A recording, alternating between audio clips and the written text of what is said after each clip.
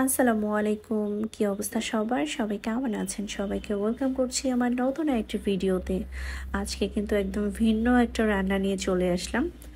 তো আজকে আমি রান্না করছি ক্র্যাব কারি। আর এই ক্র্যাব কারিটা কিন্তু আমি প্রথমবারের মতো করছি বিকজ আমি কখনো নিজের হাতে সি ফুড রান্না করিনি। আমি অনেক রেস্টুরেন্টে খেয়েছি, অনেক ধরনের সি ফুডই আমি রেস্টুরেন্টে খেয়েছি। আর ক্র্যাব ফ্রাই আমার অনেক ফেভারিট। আমি কক্সবাজার, সেন্ট মার্টিন, দেন হচ্ছে ঢাকায় বিভিন্ন রেস্টুরেন্টে কিন্তু আমি ক্র্যাব ফ্রাই, ক্র্যাব কারি খেয়েছি বা ক্র্যাব বারবিকিউ খেয়েছি, বাট আমি কখনো নিজের হাতে করে খাইনি। তো আজকে প্রথমবারের মতো আমি ক্র্যাব রান্না করব। তো চলেন আপনাদেরকে নিয়ে রান্না করি। তো প্রথমে হচ্ছে কিছু মশলা আমি নিয়েছি, অ্যাজ ইউজুয়াল যে মশলাগুলো ইউজ করে সেগুলোই নিয়েছি। আর অফ ক্যামেরাতে কিন্তু আমি ক্র্যাবগুলো ভালো করে ক্লিন করে কেটে লেবুর রস দিয়ে 1-1.5 ঘন্টা ভিজিয়ে রেখেছিলাম।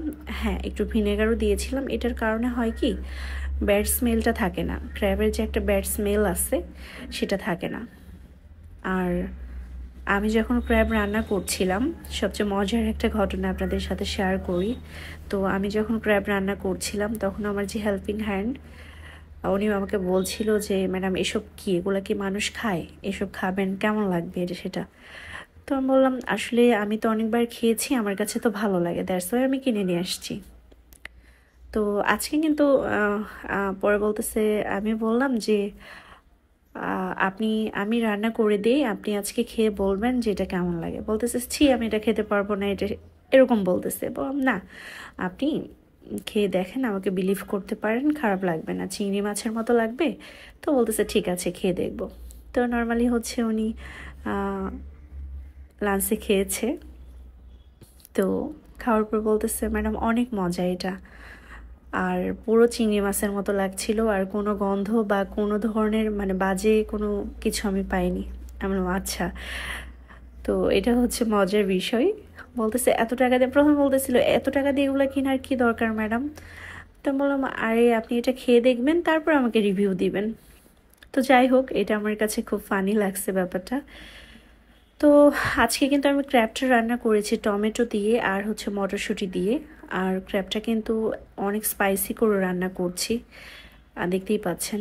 আর হচ্ছে এটা সত্যি খেতে অনেক বেশি মজা হয়েছিল।